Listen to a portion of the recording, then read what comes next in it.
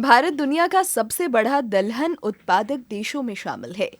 चना, अरहर, मूंग, मसूर और उड़द जैसी दालें प्रोटीन, आयरन और फाइबर के मुख्य स्रोत हैं। बदलती जीवन शैली में दालों का नियमित सेवन सेहत के लिए जरूरी है। आहार एवं पोषण विशेषज्ञ डॉक्टर ममता कुमारी ने बताया कि दाल के सेवन से स्वास्थ्य लाभ होता है। ये रोज़मर्रा की ज़िंदगी में तो चने से बनी हुई सामग्री या उसके स्प्राउट्स उसको यूज़ करना चाहिए, उसको हमें खाना चाहिए। लेकिन अगर हम चावल के साथ बात करते हैं तो हम अरहर की दाल, मसूर की दाल और मूंग की दाल। अरहर की दाल और मूंग और मसूर तीनों सुपाच्य होते हैं। भारतीय व्यंजन में दाल की अहम भूमिका है। अब दाल का सेवन विभिन्न पारंपरिक व्यंजनों के माध्यम से भी किया जाता है, जिसमें तरह तरह की पीठे, अंकुरित रूप से चने और मूंग का सेवन, खिचड़ी समेत अन्य व्यंजनों के निर्माण में दाल की अहम भूमिका है। महिलाओं ने कहा कि दाल सुपाच्य है और इसे हर दिन खाने की थाली में शामिल करना चाहिए। मुझे लगता है कि बच्चे दाल खाना अवॉइड कर रहे हैं। कारण यह है कि बच्चे जंक फूड की तरफ बहुत ज़्यादा आकर्षित हो रहे हैं। तो क्यों ना बच्चों को जंक फूड के ही रूप में दाल को खिलाया जाए, क्यों ना इतना टेस्टी दाल बना दिया जाए कि आप उसे ही बच्चे खाने लगें। हमारे इंडिया में सबसे अच्छी खाई जाने वाली जो चीज़ थी, मतलब सबसे ज़्यादा हम लोग पसंद करते थे, वो था दाल, चावल और आलू का भुंजिया। दाल हमारे शाकाहारियों के लिए एक मुख्य प्रोटीन का स्रोत है, जैसा हम सभी जानते हैं।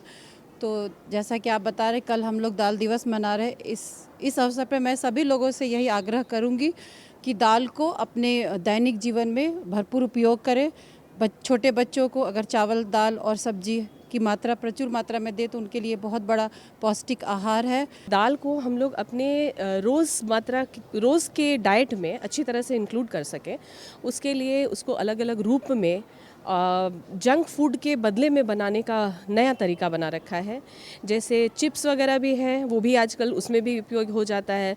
बच्चे दाल नहीं खाते हैं, लेकिन आप उसके स्टफिंग वाले सैंडविच बनाएं, आप उसको छिलके के रूप में बनाएं, बहुत अलग अलग स्प्राउट्स के रूप में खाए जाते हैं।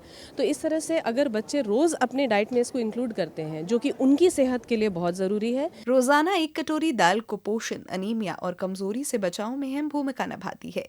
सरकार भी दलहन के उत्पादन और इसके उपयोग को लेकर विभिन्न स्तरों पर योजनाएं चला रही है। प्रगतिशील किसान प्रियरंजन सिंह ने बताया कि दलहन की खेती में लागत कम आती है और मिट्टी भी उपजाऊ रहती है। दाल में क्या है, आयरन की मात्रा बहुत ज़्यादा है, और जब उस तरह का है तो आपको आयरन का कमी होगा तो फिर बॉडी थोड़ा सा नर्वस होने लगेगा। उसी के हिसाब से दाल खाने से आपका जो आयरन का कमी है वो पोषक तत्व को आपको बॉडी को पूरा करता है। केंद्र सरकार की योजनाओं से दलहन उत्पादन में बढ़ोतरी हुई है और पोषण सुरक्षा को भी मजबूती मिली है। दाल न केवल हमारी थाली की खूबसूरती को बढ़ाता है, बल्कि इसके प्रयोग से स्वस्थ शरीर का भी निर्माण होता है। डीडी न्यूज के लिए रांची से सहयोगी विकास और सौरभ के साथ प्रणय प्रबोध की रिपोर्ट।